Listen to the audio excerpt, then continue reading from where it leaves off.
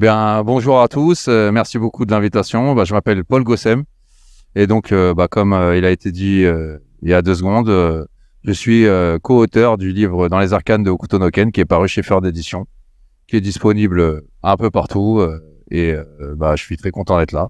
Et sinon, je suis quelqu'un qui écrit dans des revues comme Animeland, dans des sites comme Darkside Reviews ou Mag Movies and Game, sur l'animation japonaise et le cinéma asiatique en général, hongkongais ou japonais par exemple. Voilà.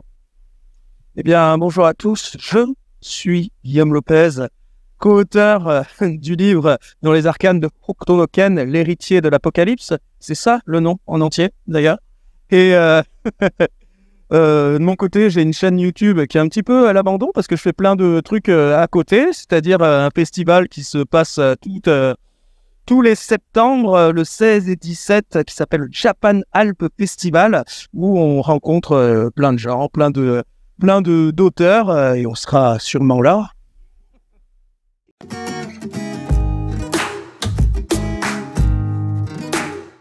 Eh bien, partager un peu de notre passion, de ce qu'on aime le plus, parce que Hokuto no Ken, c'est une sorte de mélange de tout ce qu'on aime le plus, c'est-à-dire le cinéma d'arts martiaux, le cinéma américain des années 80, on aime Mad Max, on aime Conan le Barbare, et puis Hokuto no Ken, c'est un petit peu tout ça. On rajoute une pincée d'amour dans le désert et on a cette œuvre singulière. Ouais, je ne saurais dire mieux, hein. On a écrit ça parce que on avait envie de faire partager à tout le monde notre amour et notre passion pour cette immense œuvre du manga et de l'animation japonaise. C'était aussi une manière de fêter les 40 ans de la licence, vu qu'elle a 40 ans cette année, cette licence. Et voilà, donc nous, on avait envie, vu qu'il y avait peu de choses disponibles en langue française sur Hokuto no Ken, d'écrire quelque chose sur le sujet. Et donc, on s'est lancé et voilà, et on a accouché d'un beau bébé, enfin, on espère en tout cas, d'un bébé. Ce sera à vous de nous dire s'il est beau ou pas. Et voilà.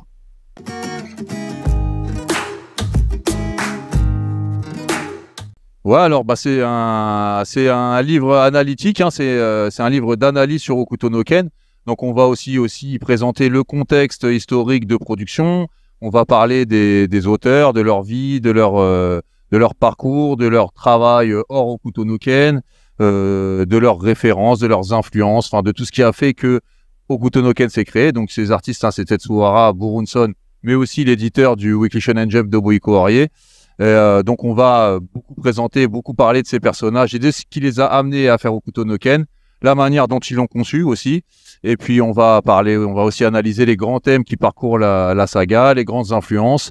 Et puis il y aura une partie qui sera consacrée aussi à tout ce qui a trait à l'animation et au film live en général. Donc on aura une grosse partie consacrée au manga et puis une grosse partie consacrée à Hokuto no Ken en mouvement, c'est-à-dire animation ou live.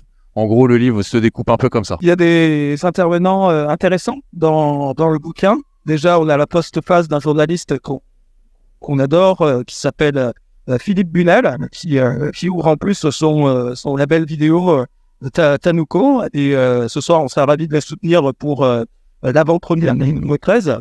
Et il s'avère que il y a aussi d'autres intervenants. On a 3 personnes qui ont travaillé directement sur l'anime de Hokuto no Ken, à savoir une interview de Masami Suda, caractère designer de la série de 84, son élève Kenichi Hayama, et en exclusivité Hironobu Saito, qui avait son trait bien particulier et qui était là depuis aussi le début de la série.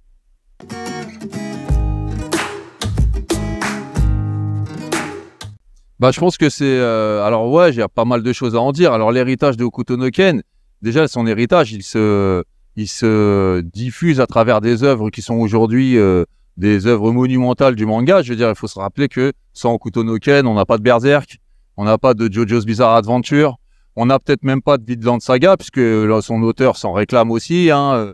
On peut parler de Baki, de toutes ces œuvres qui c'est la bagarre, hein, mais c'est aussi les histoires de famille, les choses comme ça, les gros costauds. Enfin, je veux dire, ça a marqué énormément de créateurs. Donc, Hokuto no Ken est présent à travers leurs œuvres, mais Hokuto no Ken aussi reste pour ce qu'il est lui-même, parce que c'est un melting pot de tout ce qui a fait la grande saveur, on va dire, des années 80-90.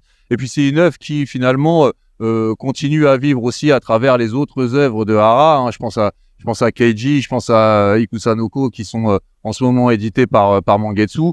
Donc c'est quelque chose qui a continué aussi en animation jusqu'à il y a très peu de temps. On avait des OAV ou des longs métrages sur Hokuto no Ken. Il y a encore, c'est pas le dernier, 2017, 2000, en 2000, Le dernier film, c'est en 2008. 2008. Bon, je suis un peu, ouais.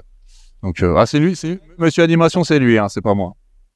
Et donc, c'est une œuvre qui se poursuit encore et qui a encore ses fans.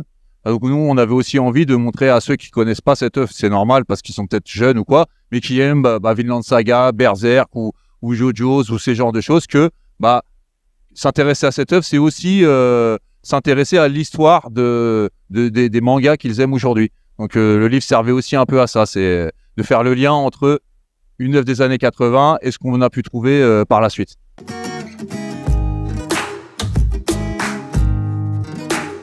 Non, je crois qu'il a tout dit. Ce qui est bien, c'est que en fait, beaucoup d'animés préférés des gens de cette génération ignorent qu'en fait, il y a un petit peu de Hokuto no Ken dans leurs œuvres. Pas toutes, hein, attention, hein.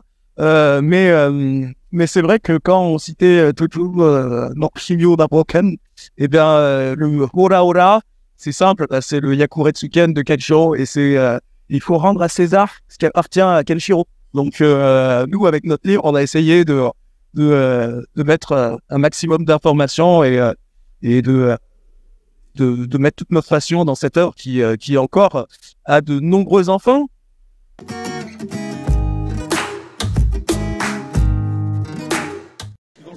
Parce que meilleur générique, un film apocalyptique qui me fait vibrer. Je suis amoureux de cette œuvre, du réalisateur, et tout ce qu'il fait ne me déçoit jamais. Enfin, j'applaudis, et j'applaudis encore. Comme à la fin de la série. Alors moi, c'est quand même assez dur de dire une œuvre de pop culture préférée. Je vais vous en donner une qui me passe par l'esprit là et qui est une œuvre live japonaise assez ancienne. Je vais vous parler moi de la saga des Baby Cart avec par exemple dont le premier opus est réalisé par Kenji Mizumi qui est un très grand réalisateur et donc je conseille à tout le monde de voir ces chefs-d'œuvre du Shambara et qui sont en plus à la base tirés d'un manga qui s'appelle Lone Wolf and Cub de Kazuo Koike. Et ça me permet de faire le lien puisque Kazuo Koike est le sensei de Tetsuo Hara, qui est le créateur de Hokuto no Ken. Donc voilà, moi je citerai Baby Cart, même si j'aime plein d'autres trucs. Là, c'est de ça que j'avais envie de parler.